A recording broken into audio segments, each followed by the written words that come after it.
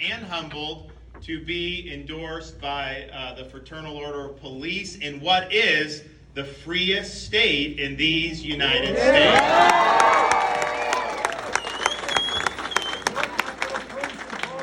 We saw over the last 2 years, state after state throw people's rights into the graveyard. Florida stood as freedom's vanguard.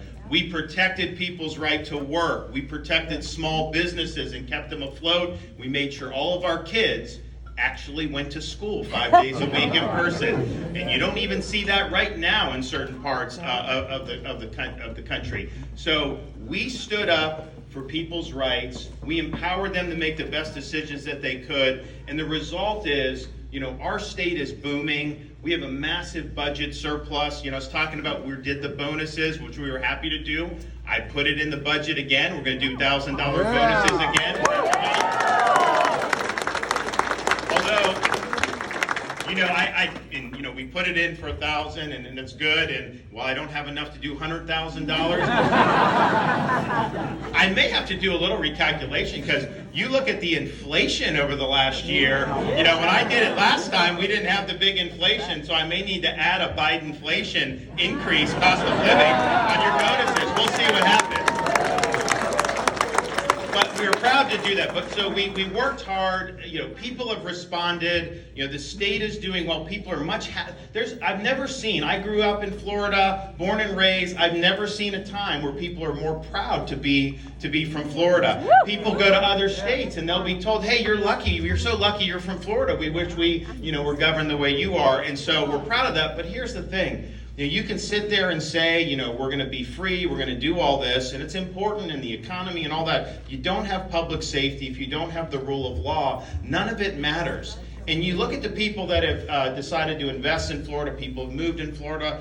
Yes, lower taxes. Yes, respect their rights and not have COVID lockdowns. But I'll tell you, the disorder and the crime and the rioting you've seen throughout our country has caused so many people to reevaluate, what's important in life, and they understand that you have to have safe communities.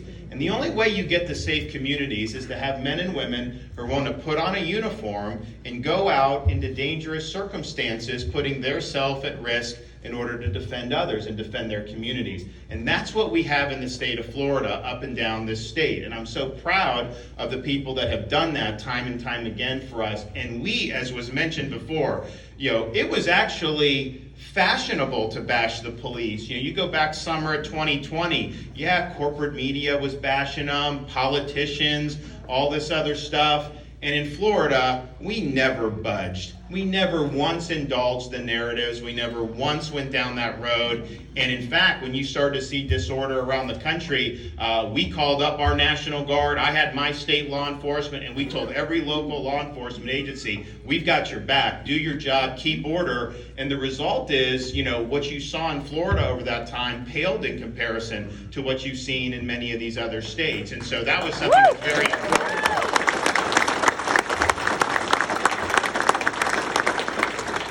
We did, though, as was mentioned, we weren't just going to rest on that. We enacted legislation last year, which does really, I think, two important things. One, we say to every single local government in the state of Florida, we are not going to let you defund police, okay? If you do it, we're putting money back in. We're not going to have you sacrifice the safety of your citizens based on some half-baked ideology. And so defunding law enforcement is dead on arrival in the state of Florida.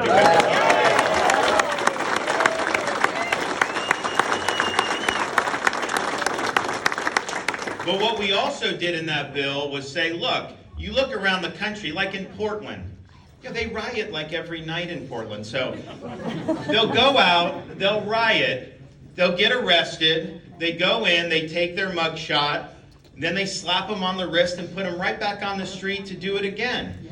And what we said in Florida, look, if you riot, if you loot, if you're engaged in mob violence, particularly if you're attacking police officers, you're not going to go in, get a slap on the wrist.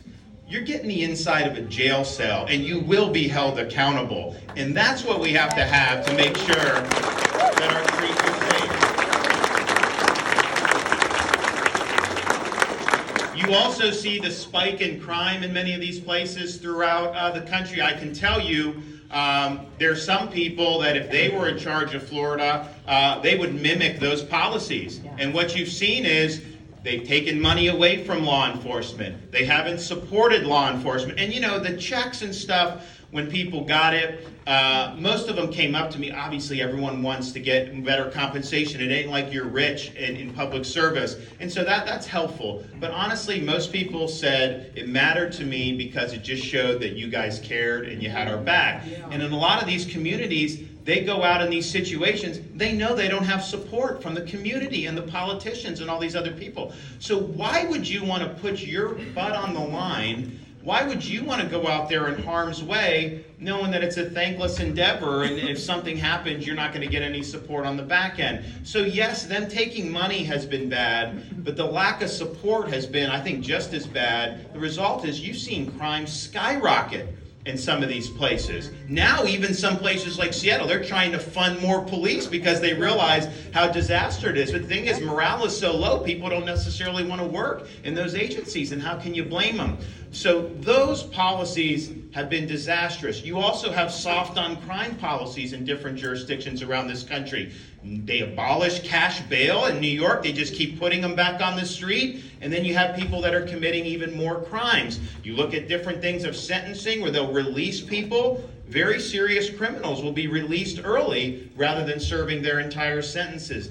None of that is acceptable in the state of Florida. We are not going to allow that to happen. But then you also have, in certain jurisdictions, very radical prosecutors who get elected and basically say they're getting elected not to prosecute a lot of crimes. If they don't like the crime or it conflicts with their ideology, then they don't prosecute it. So the result is you go in like San Francisco, you just go into the store and steal what you want. As long as you're not stealing more than $1,000, you take it and you go. And it's terrible for the economy. Stores close. But what it does is it breeds a culture of lawlessness, and it causes other crimes to go up too. So those types of prosecutors in Florida will not be allowed to operate. You don't have the right to disregard the law. You have to faithfully execute the law, and if you're not doing that in Florida, we will absolutely hold you accountable.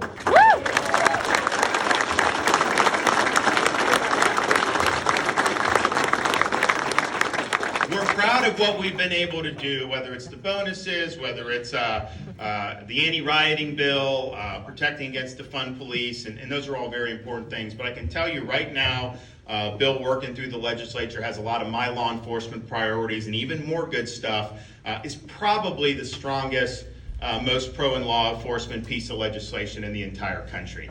And what it does is a number of things, and what I've said is, look, we have a great historic opportunity to make Florida, bar none, the #1 place for law enforcement careers. And so we're looking out at Seattle and Minneapolis, New York, all these places where they're not treated well. And what we're saying is if you come to work in a Florida agency, we're going to provide from the state a $5,000 signing bonus. And people are going to be rushing to be able to do that.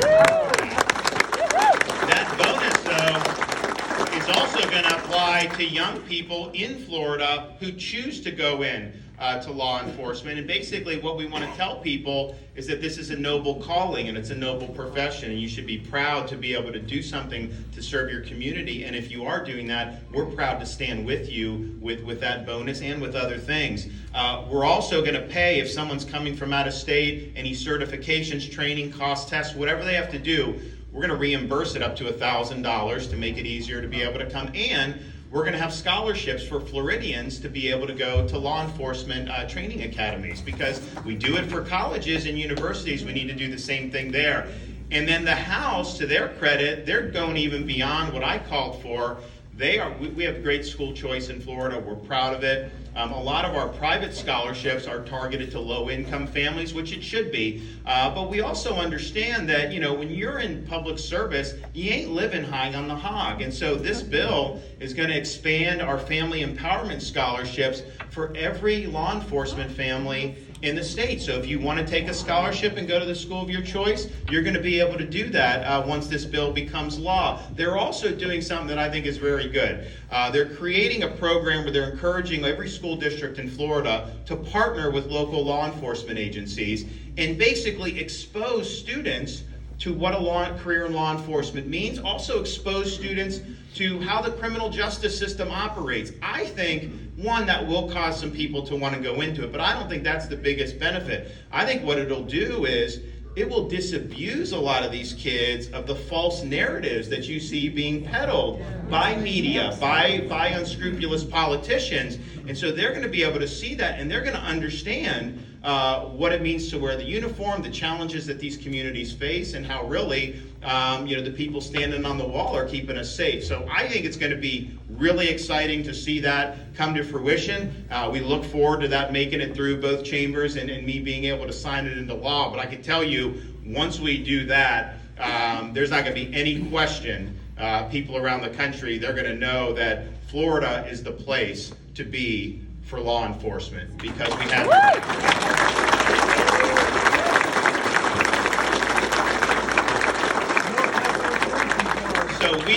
we're honored about the support for the 2022 re-election. The good thing is like, when you're going at it, it's like the first time when you're first running, like no one knows. You don't really know what people will do. They'll always tell you they're going to do these great things, but how many of them actually follow through with what they said they were going to do? Well, if you look at what we said we would do across the whole range of issues, we've accomplished what we promised and then some.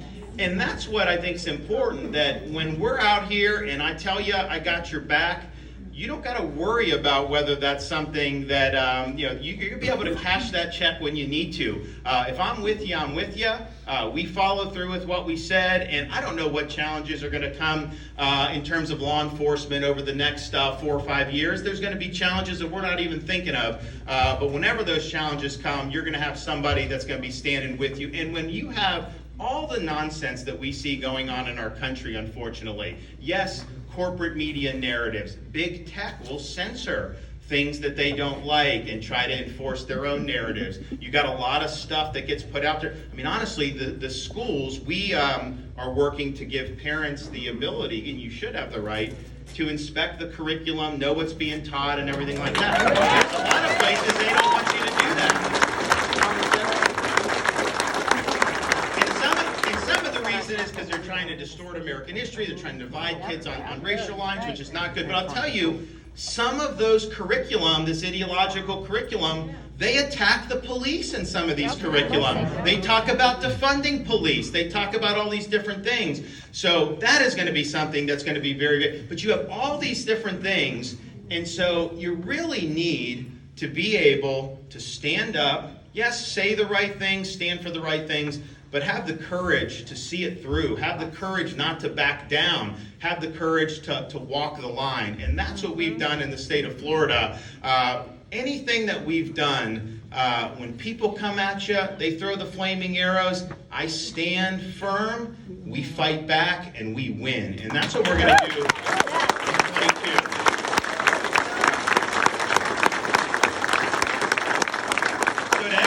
That wears the uniform in the state of Florida, God bless you for what you do. If they say anything else, they have to admit that you got a governor that stands with you and that appreciates you, and we'll continue to do that. And as for me, I'm proud of what we've been able to accomplish in Florida. We've accomplished more. I'd put it up against any other governor. I think we've accomplished more than anyone thought was possible. But all that being said, I have only begun to fight. Thank you all.